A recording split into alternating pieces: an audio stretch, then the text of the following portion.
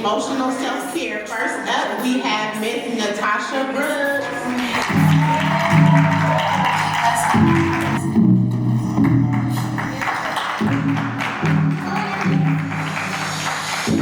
And we should make more noise. Next up, we are going to bring to the stage Tomato Desby. Let's make some noise for her.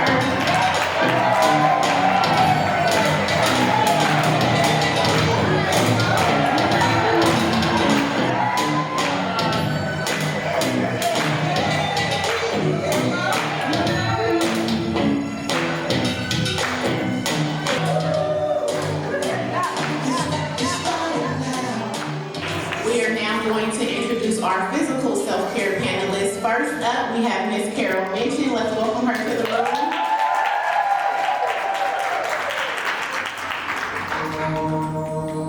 This is a story about control.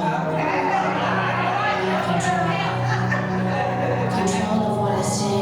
And last but certainly not least, Lachey Huff. Let's welcome her to the room.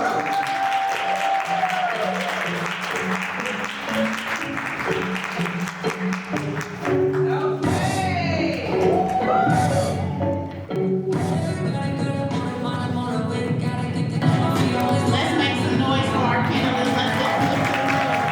It's financial self-care.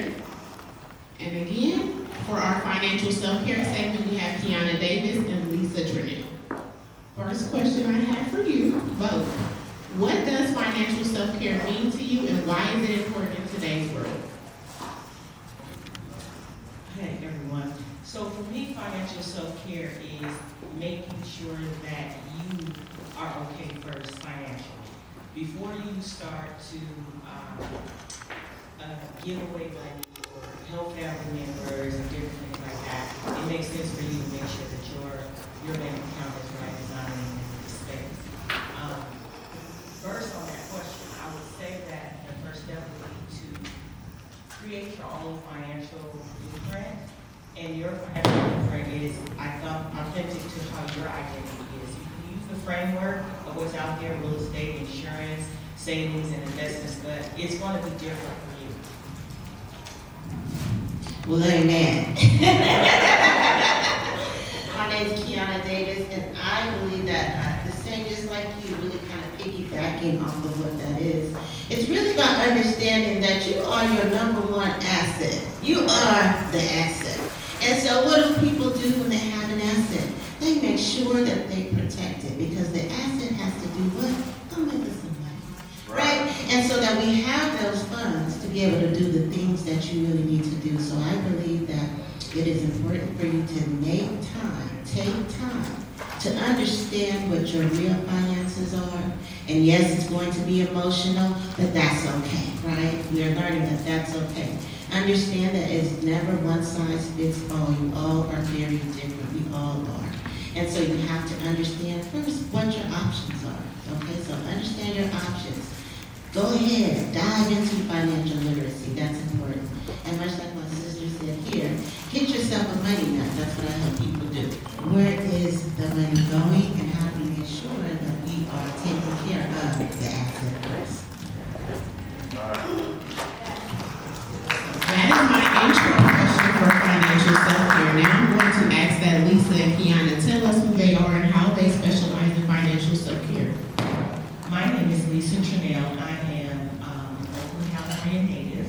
I specialize in real estate and wealth building insurance products. I am an investor and I also help others invest in those things. Kiana Davis, born and raised in San Francisco, California. And who I am is I work with my 9-to-5 is the County of Marin Department of Public Works. Been there for over 20 years as their Administrative Services Director and Fiscal Officer. So accounting is my lane. But what I do is my passion. And I am a licensed life insurance agent and annuities. I help people with retirement planning, protecting their mortgage, even getting other streams of income for retirement. So that is really my neck of the woods, and I'm very focused on money mindset so that you move the mental block and emotional block so you can move forward and get rid of those financial traumas. But at the same time, understanding that they're. Hi, my name is Natasha Brooks. I'm also from San Francisco, California, born and raised in Hunters Point. And also went to San Jose State, and also graduated as well. And so one of my specialties, like my sister, I am also a licensed life insurance agent as well. But my passion is self-care and life coaching. And that is what I love to do, to help people overcome trauma.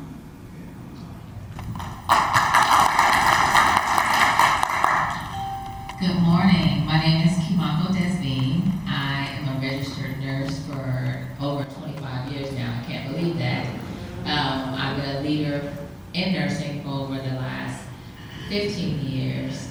And my passion is really honestly coaching, supporting, and developing young women and young men, especially of color, who are trying to get into our nursing field, who are wanting to work under a Black leader because they see a like-minded person to get that support.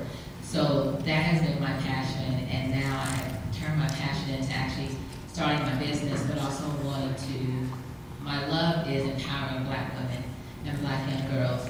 I want to show them and share with them how to speak life into themselves, how to lean on God, how to walk with God. It's a different journey.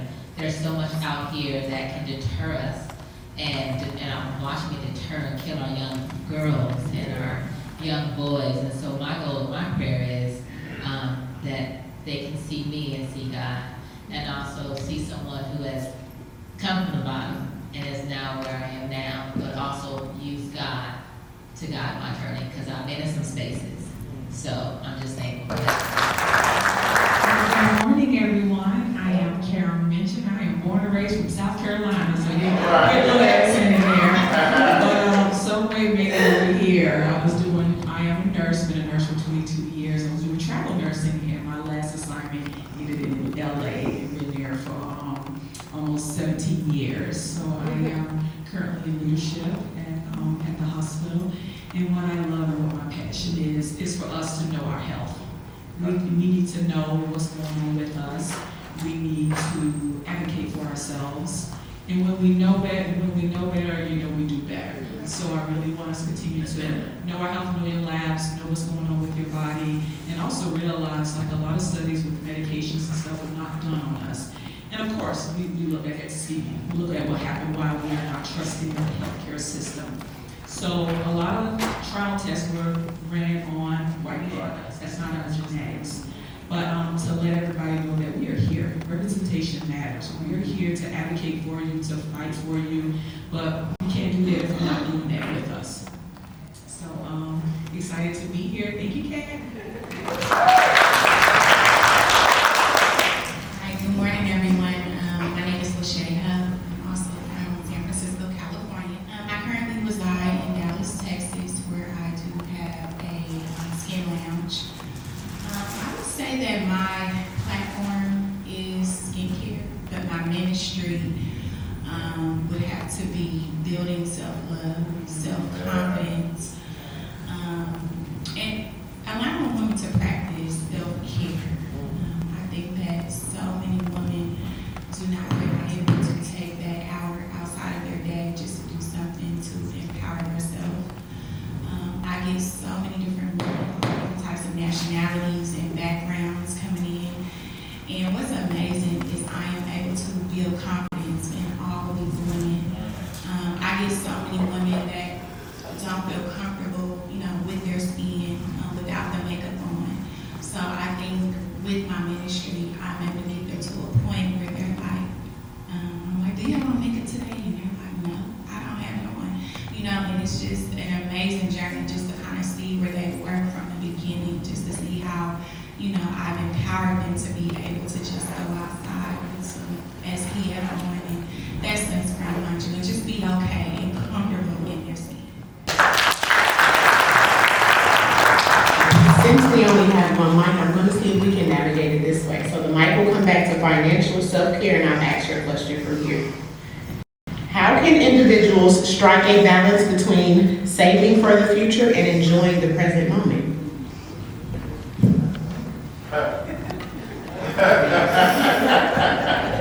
That's a good one. You know, you want to save for the future. You don't want to get yourself a scarcity mindset, because that will trickle into your finances. And, you know, enjoy yourself when you set up a savings plan. Also set up fun times in there. Also set up times in there where you're gonna go, I don't know, get your feet done, get your nails done, or take a trip, or you know, something that you can enjoy. And then you don't have to start big. If you only can save $20, you know, a month, save it. To be consistent. Start with something. If it starts with $5, the consistency is the key to that. But you don't want to get in a scarcity mindset, because really finances and abundance of wealth, it's really about your mindset. So if your mind is not right and you're trying to save and invest and different things like that, and you're worried about what you don't have, it's going to trickle into your financial. I agree 100%. So I just like you're saying, right? So I'll be the reinforcer. And so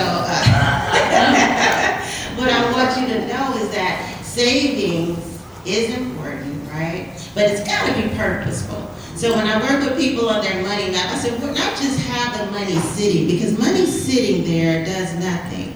But what are you going to be using your resources for? Self-care has got to be one of the buckets, okay? So understanding not just that you're saving, but you're saving with intention. You're saving with a purpose. You're saving to bless. You're saving, even if it's definitely got to bless you, and it's to bless others. And on the flip side, I always say, because my household, I'll be honest with y'all, my husband, he saved, but he likes to save in the house, because sometimes he does that. I don't trust the banks. But I let him know, baby, our money don't grow in the cookie jar. Interest is the real conversation, right? So understanding when you're saving your money, where you're saving your money is important. How much interest are you getting while they borrow your money? Are you getting 0.001%, which is what they're giving? But let's look for some high yield savings accounts. So it's important that you do so. Much like you said, okay, my sister, being consistent. Be consistent. If it's $5, $20, I don't have a place to save it. How many of us got an old wallet and an old purse that you just don't use? I'm just saying. You can put something in there. So I would say be consistent. Look at where you're saving. Look at the interest rates, because they're using your money to grow money. You need to be doing the same. And just make sure that you start. Doesn't matter if it's $5, $10, $20. Start and be consistent. What are some common financial pitfalls people encounter, and how can they be avoided or mitigated? Emotional spending. Me too. I'll name like this. Because I have a story too. Emotional spending. There's nothing wrong with making sure that you're taking care of yourself. But oftentimes, and this is much like we were talking about earlier, and I was taking some good notes, right? Understanding that things will happen. And how do we mitigate that thing that happens? Well, I used to buy red lipstick, and I bought black shoes, and I didn't need any more. But I was doing something just to make myself feel better for what happened, instead of really getting to the root of what was actually happening. So I think emotional spending is a pitfall that we have.